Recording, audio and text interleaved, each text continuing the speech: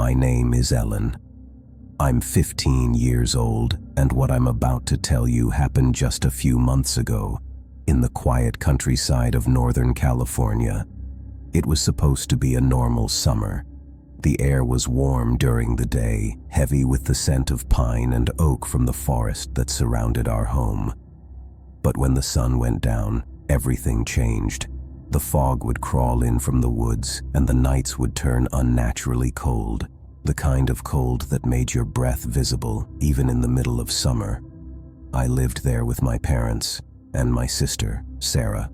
She was 18, protective, sarcastic, always pretending not to care, but she did. Every weekend, when Sarah went out with her friends, I had my own quiet ritual. I'd claim the living room couch for the night. There was something about that old thing, the creak of the leather when you shifted, the way the TV light danced and faded across the walls like ghosts that refused to leave. That night, I was watching reruns of Euphoria. I wasn't really supposed to, which somehow made it better. The house was asleep. The world outside was still. But the magic of staying up always ended the same way. That heavy, unstoppable drowsiness would wash over me, and I'd sink into the cold leather, slipping under like it was pulling me down. That night was different. It wasn't just exhaustion. It was something else, a forced awakening. And then, I woke up, not to a sound, to a feeling, like something cold and sharp had touched my skin, pulling me from a dream I can't remember. My heart was pounding, slow, heavy. The TV had gone dark. Only the moonlight filled the room now, spilling through the large window that faced the yard. The fog had thickened outside, so thick it almost glowed. And then, I saw it. At first, it looked like a shadow in the old oak tree outside, but it moved. There was someone standing on one of the branches, tall, thin, wrong. Its body looked stretched, its arms hanging low, its head tilted slightly, as if it was studying me. Rocco, our dog, started to whine. Deep and low, he wouldn't bark. He just stared at the window, trembling. That's when I ran. I bolted down the hall and pounded on my parents' door.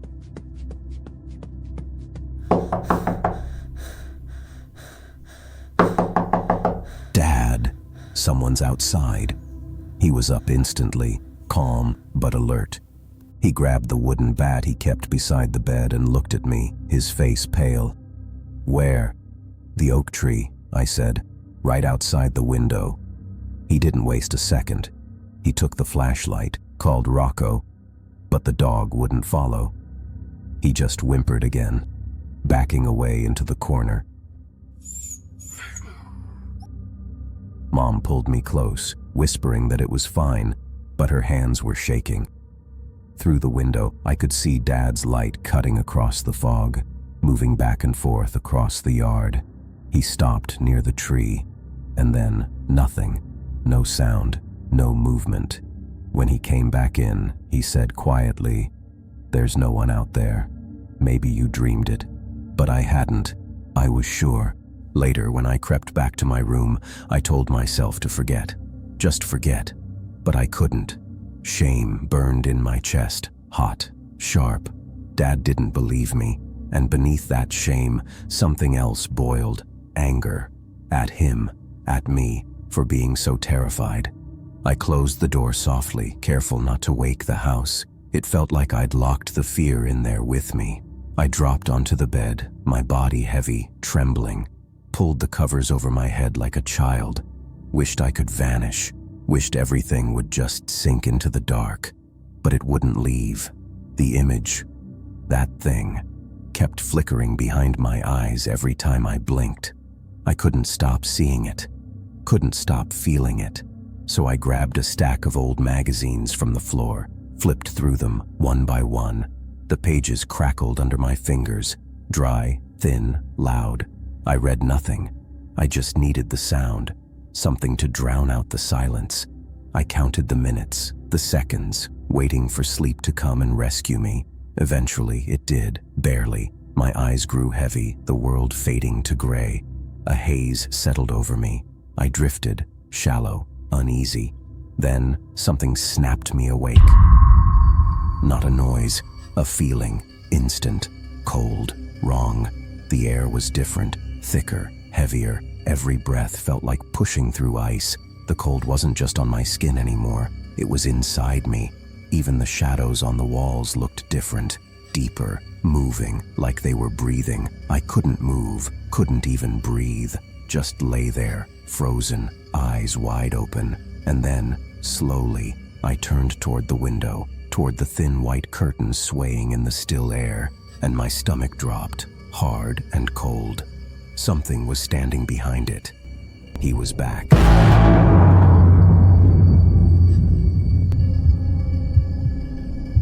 But not in the tree this time. He was standing on the ground, closer, just a few feet from the window. I could see him clearly now, or at least as much as my mind could stand. His clothes were pitch black, bleeding into the fog and the dark. His face wasn't a face at all. It was wrong, blurred, unfinished, like the moonlight itself refused to shape it. He didn't move, he didn't breathe. He just stood there, staring at me. Then slowly he raised one hand, a long, bony finger lifted to where his lips should have been. Shh.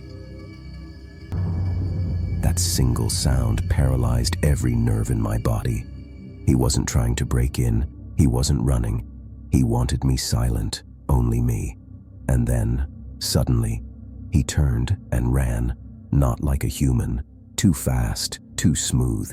He glided over the ground, weightless, and within seconds, he melted into the trees. Gone. I sat there shaking, tears spilling soundlessly down my face. I bit into my shoulder to keep from screaming. He could have gone anywhere. He could still be watching. I didn't sleep again that night, or the next. By morning, nobody spoke of it. Not Dad, not Mom. It was like the night had been erased, but something inside me didn't erase. I stopped sleeping in the living room. I stopped opening the curtains, and every time the moonlight spills through the glass, I find myself staring at the trees, waiting, because I know what I saw, and I know he's still out there. Maybe not in that same oak tree, but somewhere, watching, waiting, remembering the girl who was supposed to stay quiet. And sometimes, when the world goes too quiet, when the night feels heavier than it should, I hear it again, that whisper.